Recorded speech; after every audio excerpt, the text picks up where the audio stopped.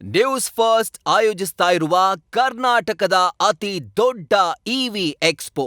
ಜನಗಳಿಗೆ ಎಷ್ಟು ಹತ್ರವಾಗಿ ಹೋಗಿ ಅವ್ರ ಸಮಸ್ಯೆಗಳನ್ನ ಆಲಿಸಬೇಕು ಅಂತಕ್ಕಂಥ ನಿಟ್ಟಿನಲ್ಲಿ ಇವತ್ತು ಏನು ಅಧಿಕಾರಿಗಳು ಜನಪ್ರತಿನಿಧಿಗಳು ಎಲ್ಲರೂ ಕೂಡ ಕರ್ತವ್ಯ ಹೆಚ್ಚಿಂದಿದೆ ಅಂತಕ್ಕಂಥದ್ದನ್ನ ಭಾವಿಸ್ಕೊಂಡು ನಾವು ಈ ಸಲ ಜನ ಆಯ್ಕೆ ಮಾಡೋ ಸಂದರ್ಭದಲ್ಲಿ ಅವ್ರನ್ನ ಹತ್ರವಾಗಿ ಅವ್ರಿಗೆಲ್ಲ ಕೆಲಸಗಳ ಕಾರ್ಯಗಳಿಗೂ ಕೂಡ ಪಕ್ಷಾತೀತವಾಗಿ ಜಾತ್ಯತೀತವಾಗಿ ಸ್ಪಂದಿಸೋ ನಿಟ್ಟಿನಲ್ಲಿ ನಾವು ಕಾರ್ಯಕ್ರಮಗಳನ್ನ ಹಾಕೊಂಡ್ವಿ.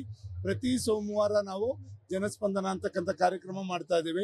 ಆ ಕಾರ್ಯಕ್ರಮದ ಅಡಿನಲ್ಲಿ ಅಲ್ಲಿ ಬರ್ತಕ್ಕಂಥ ಯಾರೇ ಅರ್ಜಿದಾರ ಇರ್ಬೋದು, ಅವ್ರನ್ನ ನಮಗೆ ಅರ್ಜಿ ಅಷ್ಟೇ ಮಹತ್ವ, ಆ ವ್ಯಕ್ತಿ ಅಲ್ಲ. ಆ ನಿಟ್ಟಿನಲ್ಲಿ ಅವ್ರಿಗೆ ಸ್ಪಂದಿಸಿ ಅವ್ರ ಕೆಲಸಗಳನ್ನ ಮಾಡ್ತಕ್ಕಂಥದ್ದು. ಉದಾಹರಣೆಗೆ ಯಾರು ಪೆನ್ಷನ್ಗಳು ಹಿಂದೆ ಸಾಕಷ್ಟು ಅಲಿಸ್ತಾ ಇದ್ದಂಥದ್ದು ಇದೆಲ್ಲ ನೋಡಿದ್ದೇವೆ. ಕೆಲವು ಮಧ್ಯವರ್ತಿಗಳು ಇದೆಲ್ಲ ನೋಡಿ ಇದಕ್ಕೆಲ್ಲ ಕಡಿವಾಣ ಹಾಕಿ ಇವತ್ತು ಉತ್ತಮ ರೀತಿಯಲ್ಲಿ ಜನಗಳಿಗೆ ಸ್ಪಂದಿಸೋ ನಿಟ್ಟಿನಲ್ಲಿ ಇವತ್ತು ಈ ವಾರ ಯಾರು ಕೂಡ ಪೆನ್ಷನ್ಗೆ ಅರ್ಜಿ ಕೊಟ್ಟರೆ ಮುಂದಿನ ವಾರ ಅವ್ರಿಗೆ ಆದೇಶ ಪತ್ರ ಕೊಡುವಂಥ ಕೆಲಸ ಮಾಡಿ ನಮ್ಮಲ್ಲಿ ಯಾವುದು ಬಾಕಿ ಇಲ್ಲದ ರೀತಿಯಲ್ಲಿ ನೋಡ್ಕೊಳ್ಳೋವಂಥದ್ದು. ಇನ್ನು ಸಣ್ಣ ಪುಟ್ಟ ಕೆಲಸಗಳು ಏನೇ ಇದ್ರೂ ಕೂಡ ಅಲ್ಲಿ ಇಲಾಖೆವಾರು ಕುಂಡಿಸ್ಕೊಂಡು ಎಲ್ಲ ತಹಸೀಲ್ದಾರ್ ಆದಿಯಾಗಿ PDO VA ವರೆಗೂ ಕೂಡ ಎಲ್ಲ ಅಧಿಕಾರಿಗಳು ಕೂತ್ಕೊಂಡು ಅವ್ರ ಸಮಸ್ಯೆಗಳನ್ನ ಪರಿಹಾರ ಹುಡುಕುವಂಥ ಕೆಲಸ ಮಾಡಿ ನಮ್ಮ ಜನಗಳನ್ನ ಸಮಸ್ಯೆ ಮುಕ್ತವಾಗಿ ಮಾಡಲಿಕ್ಕೆ ಪ್ರಯತ್ನ ಮಾಡ್ತಾ ಇದ್ದೀವಿ. ಅದು 100ನೇ ವಾರ. ಇದು 100ನೇ ವಾರದ ಕಾರ್ಯಕ್ರಮ. ಚುಪ್ರೆ ಅವ್ನು ಕರ್ಕೊಳ್ಳೋಣ ಆ ಕಡೆ. ಅದು 100ನೇ ವಾರದ ಕಾರ್ಯಕ್ರಮ ನಾವು ಮಾಡ್ತಾ ಇದ್ದೀವಿ. ಖಂಡಿತ ಅದನ್ನ ಅರ್ಥವಾಗಿ ನಮ್ಮ ಜನಗಳಿಗೆ ನಾವು ವಿದ್ಯಾಭ್ಯಾಸ ಮತ್ತೆ ಆರೋಗ್ಯ ಇವೆರಡನ್ನು ಕೂಡ ನಾವು ಉತ್ತಮ ಗುಣಾತ್ಮಕವಾಗಿ ಕೊಟ್ಟರೆ ಖಂಡಿತ ಅವ್ರ ಸೇವೆ ಮಾಡ್ದಂಗೆ ಆಗ್ತದೆ ಅಂತಕ್ಕಂಥದ್ದು ಭಾವಿಸ್ಕೊಂಡು ಶೈಕ್ಷಣಿಕವಾಗಿ ನೀವೇ ನೋಡ್ತಾ ಇದ್ದೀರಿ. ಇವತ್ತು ಜಿಲ್ಲೆನಲ್ಲಿ ಪ್ರಥಮವಾಗಿ ಚಿಕ್ಕನಾಯಕನಲ್ಲಿ SLCನಲ್ಲಿ 2 ವರ್ಷದಿಂದ ಹೋಗ್ತಾ ಇರ್ತಕ್ಕಂಥದ್ದು.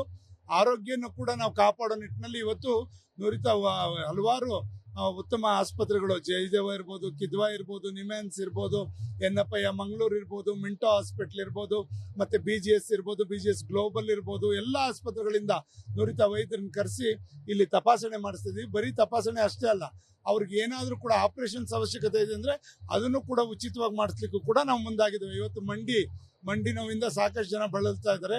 ಅವರೆಲ್ಲರಿಗೂ ಕೂಡ ಎಷ್ಟೇ ಜನ ರಿಜಿಸ್ಟರ್ ಆದರೂ ಅವ್ರಿಗೆ ಉಚಿತವಾಗಿ ಮಂಡಿ ಆಪರೇಷನ್ ಮಾಡಿಸೋಕ್ಕೂ ಕೂಡ ಇವತ್ತು ನಾವು ಕಾರ್ಯಕ್ರಮ ಹಾಕ್ಕೊಂಡಿದ್ದೇವೆ. ಜೊತೆಗೆ ಇವತ್ತು ಕಿಡ್ನಿ ಸಾಕಷ್ಟು ಜನ ಡಯಾಲಿಸಿಸ್ ಇಂದ ಬಳಲ್ತಾ ಇರ್ತಕ್ಕಂಥ ನಾವು ನೋಡ್ತೇವೆ. ಅವ್ರು ಯಾರು ಅವ್ರ ರಕ್ತ ಸಂಬಂಧಿಗಳು ಅವ್ರ ಕಿಡ್ನಿಯನ್ನ ದಾನ ಮಾಡೋಕ್ಕೆ ಮುಂದೆ ಬಂದರೆ ಖಂಡಿತ ಅವ್ರಿಗೆ ಕಡಿಮೆ ವೆಚ್ಚದಲ್ಲಿ ಇವತ್ತು ಹೊರಗಡೆ ಸುಮಾರು 15-20 ಲಕ್ಷದ ಮೇಲೆ ಖರ್ಚಾಗ್ತದೆ. ನಮ್ಮಲ್ಲಿ 4-5 ಲಕ್ಷದಲ್ಲಿ ಮಾಡ್ಸೋಕ್ಕೆ ನಾವು ಈ ವೈದ್ಯ ಅಧಿಕಾರಿಗಳ ಜೊತೆ ಚರ್ಚೆ ಮಾಡಿದ್ದೇವೆ. ಅಂಥವ್ರು ಈಗಾಗಲೇ 2 ಪೇಷಂಟ್ ನಮ್ಮ ತಾಲೂಕಿನವ್ರು ಸಿಕ್ಕಿದ್ದಾರೆ.